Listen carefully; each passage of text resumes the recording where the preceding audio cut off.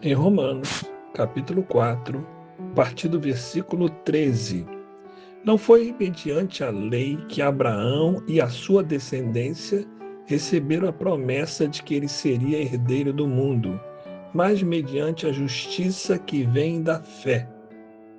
Pois se os que vivem pela lei são herdeiros, a fé não tem valor e a promessa é nula. Porque a lei produz ira, mas onde não há lei, também não pode haver transgressão. Por esse motivo, a promessa procede da fé, para que seja de acordo com a graça, a fim de que a promessa seja garantida a toda a descendência de Abraão, não somente a que é da lei, mas igualmente a que é da fé que Abraão teve. Ele, portanto, é o pai de todos nós. Aqui entendemos que a lei e a fé tinham que ser separadas. Não está se desmerecendo a lei, mas é comprovado que ninguém conseguiu praticar a lei conforme ela é declarada, anunciada. Não há quem viveu esta lei, salvo o Senhor Jesus Cristo. Assim, Abraão não conhecia, inclusive, a lei, porque a lei veio a partir de Moisés. Abraão foi considerado o pai de todos nós porque ele creu, ele andou de fé em fé, ele acreditou em Deus. Mas os que vivem pela lei, que são herdeiros, a fé não tem valor e a promessa é nula. Então, aqueles que andam de lei ou cumprimento de normas, esses não têm nada a ver com a fé. Mas a fé anda pela graça, é uma obediência pela fé. E não uma obediência normativa como que obrigado a fazer isto, porque se eu fizer isto, eu estou salvo. Não. É pela fé no Salvador Jesus Cristo, pela fé no Criador, nosso Deus e nosso Pai. E é quando a lei gera a ira, mas onde não há lei também não pode haver transgressão. Fica claro? A promessa procede da fé.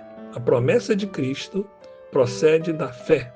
Mas desde Abraão, a fé era implantada porque na época de Abraão não existia a lei. A lei veio depois. Uma espécie de ensino ou aio para ajudar o então povo judeu, que era chamado hebreu, a viver mais próximo, a tentar obedecer à vontade de Deus. Mas a verdade é que os homens não conseguiram. E foi provado que ninguém conseguiu viver pela lei. Em algum momento Deus falou para Abraão: eu o constituí pai de muitas nações. Ele é o nosso pai aos olhos de Deus, em quem Abraão depositou sua fé. O Deus que dá a vida aos mortos e convoca a existência elementos inexistentes como se existissem. Abraão, crendo, esperou contra todos os prognósticos desfavoráveis, tornando-se assim pai de muitas nações, como ficou registrado a seu respeito. Sem desfalecer na fé, reconheceu que seu corpo perdera a vitalidade de outrora, pois já contava com cerca de 100 anos, e que também o ventre de Sara não tinha o vigor do passado.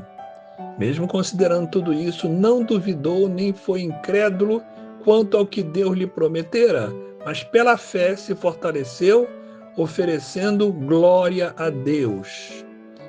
A lei aponta o pecado, o erro, o que não conseguimos fazer. A fé aponta a salvação no Cristo que morreu por nós.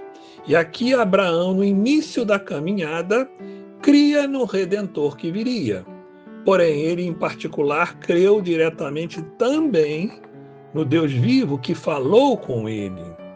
Ele creu, foi pela fé e andou pela fé e obedeceu pela fé. Assim, a obediência é muito necessária. Sem obediência não existe prova de fé. Aquele que crê obedece, e obedece pela fé. Cremos, por isso falamos.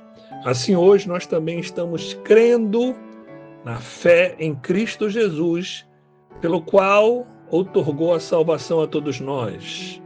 E Deus assim determinou e colocou o seu Filho como expiação pelos nossos pecados.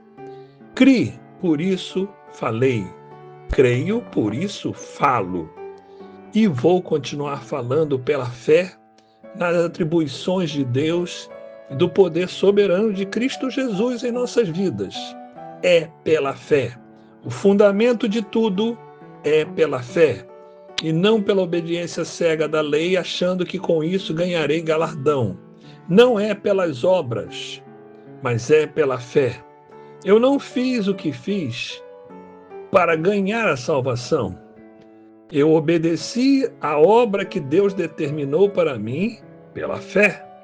E porque eu obedeci e criei naquilo que o Senhor falou, o próprio Deus Altíssimo frutificou a obra, porque a obra era dele, e nós apenas obedecemos pela fé.